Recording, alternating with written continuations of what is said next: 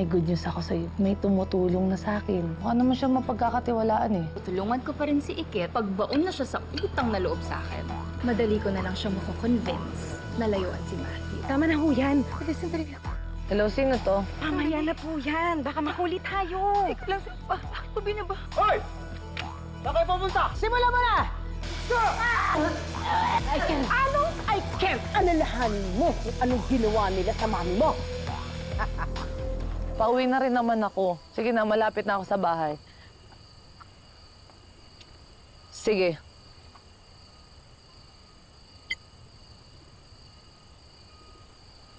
Sino kaya yung tumawag kanina, no? Hindi man lang nag-text o tumawag ulit. Wrong number kaya yun?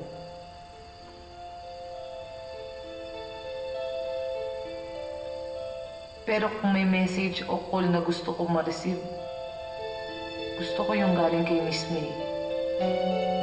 Miss ko na kasi siya eh.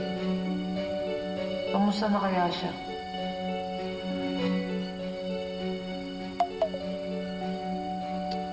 Ako, lobat na. May dala akong power bank dito. Saan na i-charge naman to? Power bank ko.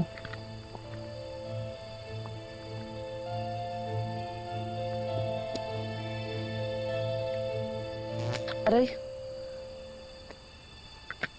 Ang sakit naman.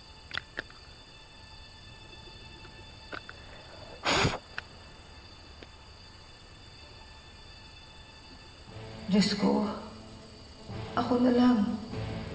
Huwag na sanang maranasan paniikit ang pagtutorture na ginagawa nila sa akin dito. Kung di man ako makatakas, sana makagawa ako ng paraan para mawarningan si Ikit na mag-ingat kina Soraya at Angela. Tulungan niyo po ako, Lord. Ala, bakit para akong biglang kinabahan? Diyos ko, Lord. Okay lang kaya si Miss May?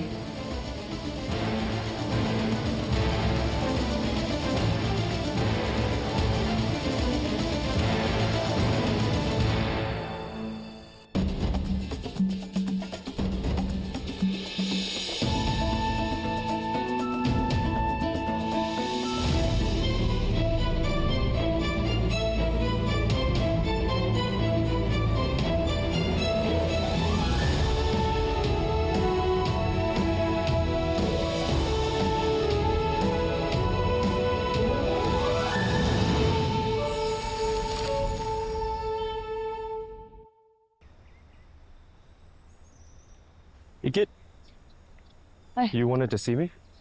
Is there a problem?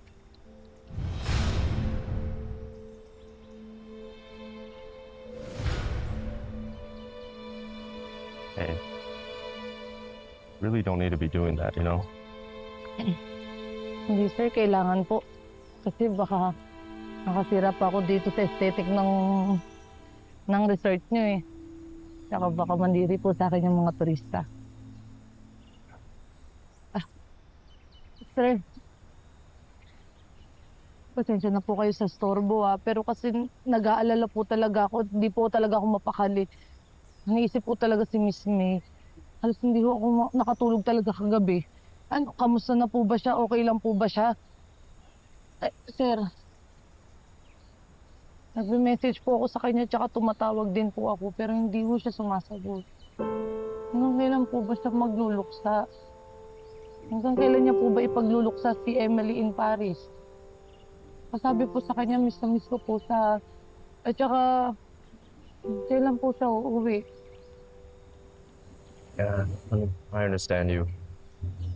I also miss my mom, but I wish I could be in Paris with her right now as well. My dad wants me to stay here and help with all the problems in the resort.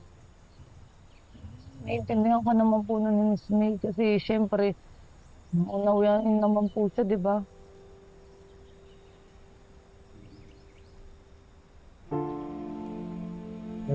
Hey, what's the matter? Wala sir, nakaka-relate lang po talaga ako kay Miss May kasi sa pagluluksa niya. Mahirap po talaga mawala ng taong mahal sa buhay. Kasi simula po nung nawala si tatay, hindi na po talaga nawala sa akin yung sakit. malaki yung lungkot. Araw-araw ko po siya namimiss. Pero okay lang po yun. Nasasanay na lang din po talaga ako na wala siya. Pero alam niyo, masakit po yung pinagdadaanan ni Miss May ngayon. Kasi ako, buti pa ako, nakasama ko si tatay ng mahabang panahon. Nakagawa pa kami ng maraming memories.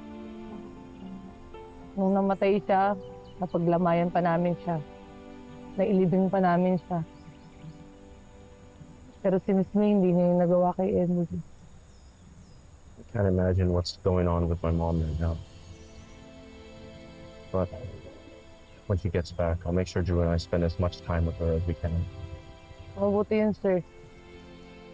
At least, magbanding muna kayo ni Drew, di ba? Tapos, pag close na kayo, matutulungan niyo si Miss May na makamove on kaagad. Buti nga kayo, may nanay ko eh. Ako yun, nasa kaya yung nanay ko, no? Alam mo, Sir Matthew, ang wish ko ngayon, sana makita ko man lang yung nanay ko bago kami mawala dito sa ibabaw ng mundo. Sana mahanap ko siya. Kasi gusto ko maranasan yung isang yakap at halik ng isang ina.